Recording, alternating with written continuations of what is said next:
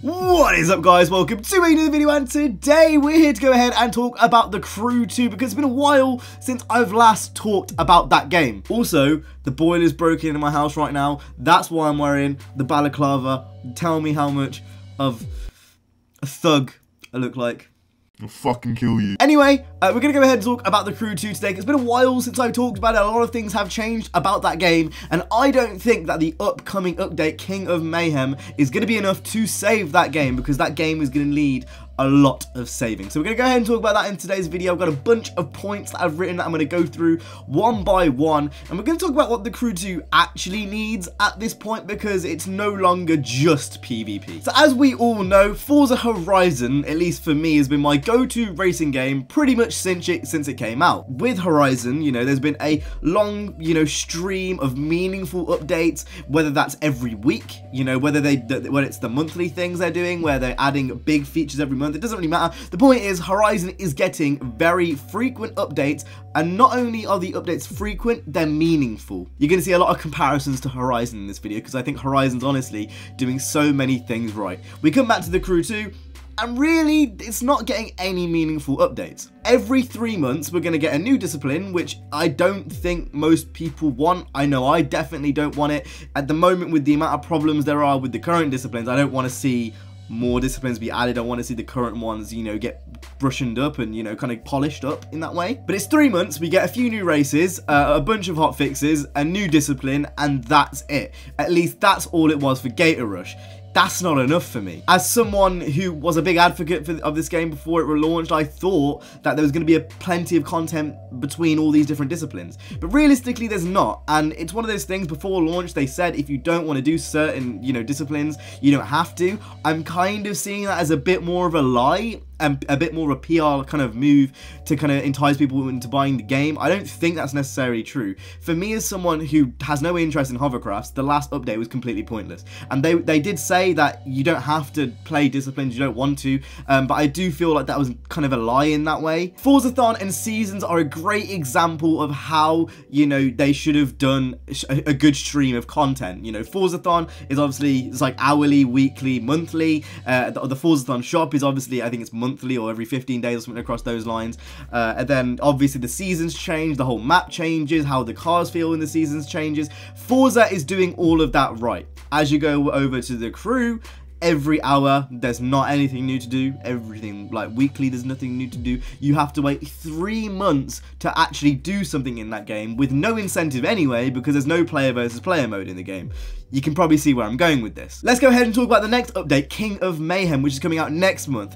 PvP is not enough to save this game. So not only is PvP going to have infinite amount of problems when it launches. For one, wall grinding, if that hasn't been fixed, then that's going to be a big problem. The problem with the headlights, if you still can't see in the dark with your headlights, that's going to make online racing absolutely bullshit. Car balancing, so if the Huracan for street racing and if the MV Agusta is still OP, then you're just going to see a bunch of people using Huracans and MV Agustas in that mode, and I'm sure there's different OP cars for each class, but I don't know those off by heart. All I know is that the Huracan is still OP, and the MV Agusta, which is the bike in street racing, those are the two OP cars in street racing. So you're going to have the car balancing issues, which have kind of plagued the series, even in the first. Obviously in the first, it was the Skyline, it was the LaFerrari for perf spec.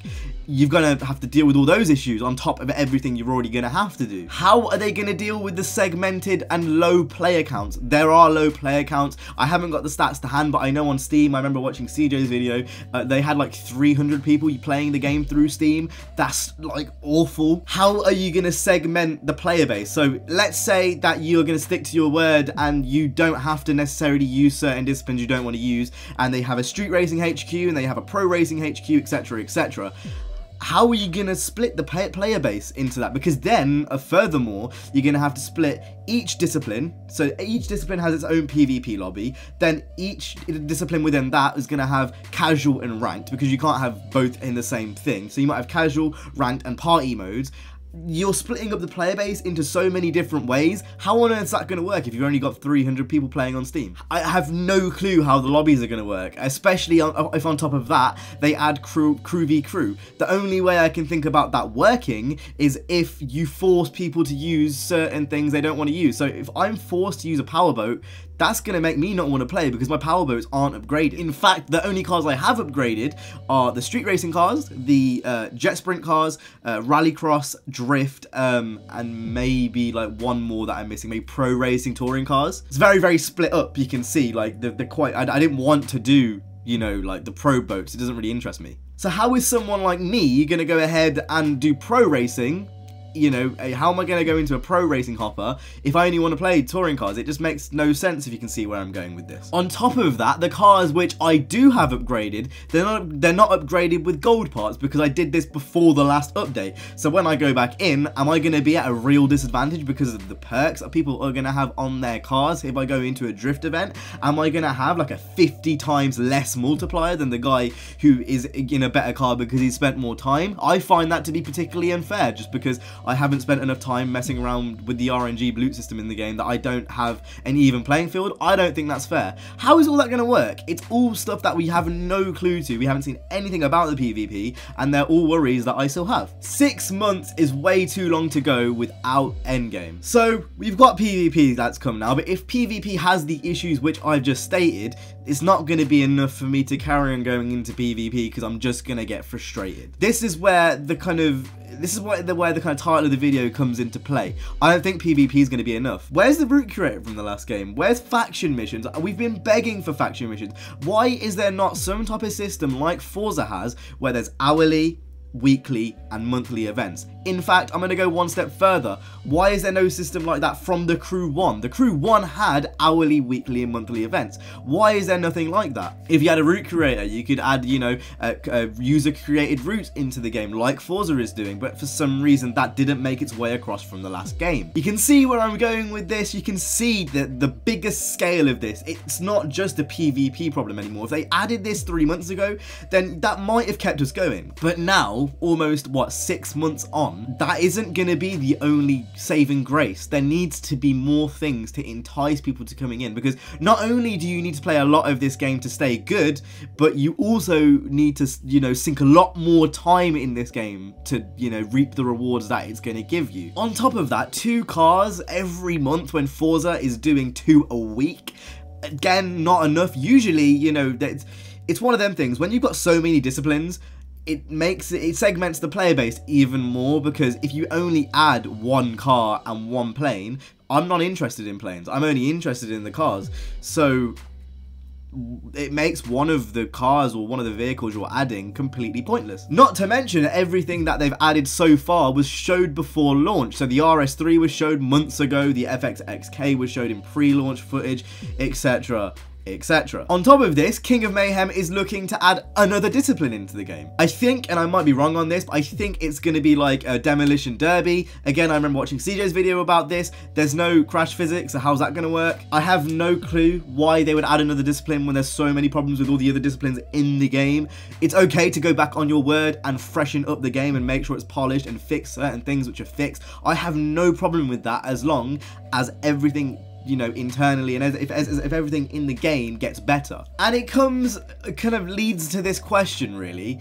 If this is poor, and if this PvP Demolition Derby, you know, update is shit, what's next? I've seen a lot of people say, oh, a big expansion. If they expect me to pay for an expansion after they fucked up so dearly for the past 6 months, you are taking me for a joke. The thing is, with the last game and the Wild Run, the Crew 1 wasn't bad up until that point. It was an enjoyable game. It had multiplayer, it had ranked multiplayer, it was getting meaningful updates. You know, when they added cars, it wasn't just 1 car, it was 1 car for every single class. So that was street, perf, raid, dirt, whatever.